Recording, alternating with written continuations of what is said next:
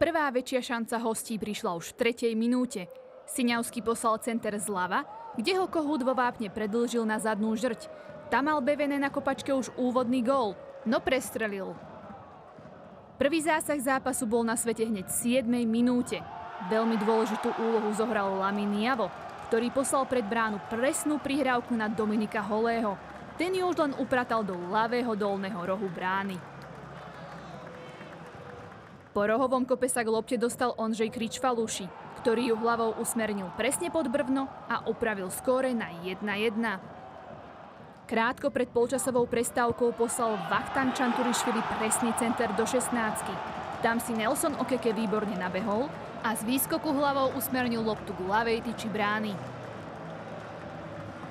Krátko po polčasovej prestávke si Filip Zorvan nabehol na presný pás a sám pred brankárom umiestnil loptu do pravej šibenice. No Martin Jedlička predvedol svoje kvality a štýlovo strelecký pokus zlikvidoval. V 85. minúte využil Ebrim Singatech priestor v obrane Baníka a vďaka svojej rýchlosti sa dostal až do samostatného úniku.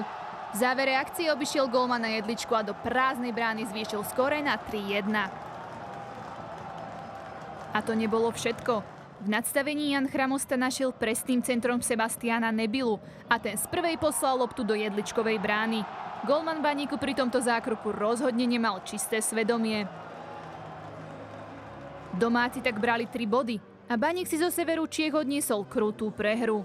Kríza ostravského tímu sa tak ešte prehlbuje a boj o záchranu bude o to viac náročný.